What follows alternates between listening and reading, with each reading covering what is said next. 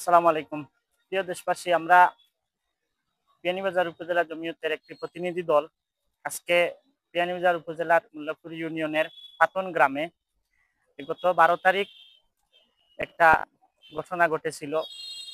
একজন কিশোরীকে এক হিন্দু কর্তৃক জোরপূর্বকভাবে ধর্ষণ করা হয়েছিল।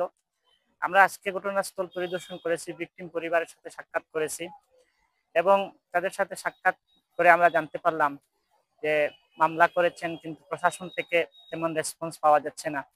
প্রশাসন সে অর্থে সহযোগিতা করছে না। আমরা বিষয়টা আলোচনার জন্য আজকে বিয়ানীবাজার থানায় সাথে সাথে আমরা বিয়ানীবাজার থানায় চলে আসি। বিয়ানীবাজার উপজেলা জমিয়তের সভাপতি মৌলানা শেখ আতিকুর রহমান সাহেব, সাধারণ সম্পাদক মৌলানা রায়হান আহমদ সাহেব এবং লাউতা ইউনিয়ন জমিয়তের সেক্রেটারি মুফতি আব্দুল্লাহ আল মামুন সহ আরো জমিয়তের নেতৃবৃন্দ সাথে ছিলেন। এখানে বিয়ানীবাজার থানায় আমরা দীর্ঘ সময় তদন্ত অফিসার মহোদয়ের সাথে আমরা বৈঠক করেছি এবং মামলার অগ্রগতি সম্পর্কে তিনি আমাদেরকে অবগত করেছেন। মামলার নথিও আমাদেরকে দেখিয়েছেন, মামলা রেকর্ড হয়েছে এবং তারা তাদের মতো কাজ করছেন। আমরা ওনাদেরকে 24 ঘন্টার ভিতরে আসামিকে গ্রেফতার করার দাবি জানিয়েছি এবং তিনিও আমাদেরকে আশ্বাস দিয়েছেন অতি দ্রুত সময়ে আসামিকে তারা গ্রেফতার করবেন।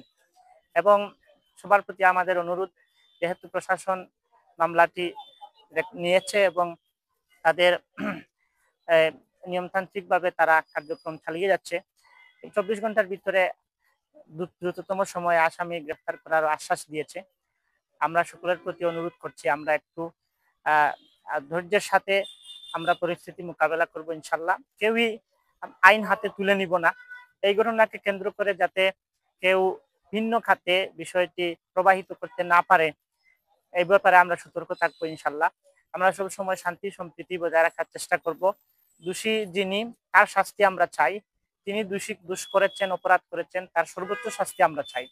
কিন্তু তার সম্প্রদায়ের মানুষ যারা এই ঘটনার সাথে জড়িত না, তাদের যাতে কোনো ক্ষতি না হয়, তাদের বাড়িঘর, উপাসনালয় এগুলার কোনো ক্ষতি না হয়, ব্যবসা প্রতিষ্ঠান এগুলার কোনো ক্ষতি না হয়, আমরা সবাই এই ব্যাপারে সতর্ক এবং সজাগ থাকবো।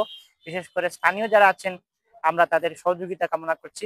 অনলাইনে যারা আমরা বিষয়টি নিয়ে আমরা আলাপ আলোচনা করছি, আমরাও ধৈর্যের সাথে এবং সহনশীলতার সাথে আমরা বিষয়টি আমরা মোকাবেলা করার চেষ্টা করবো ইনশাল্লাহ। আপনাদের সকলের সহযোগিতা কামনা করছি। ইনশাল্লাহ আমরা আশা করছি আগামী 24 ঘন্টার ভিতরে আসামিকে গ্রেফতার করা হবে।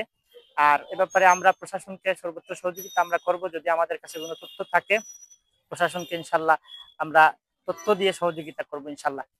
সকলের সুস্থতা কামনা করছি। সবাই ভালো থাকেন। আসসালামু আলাইকুম।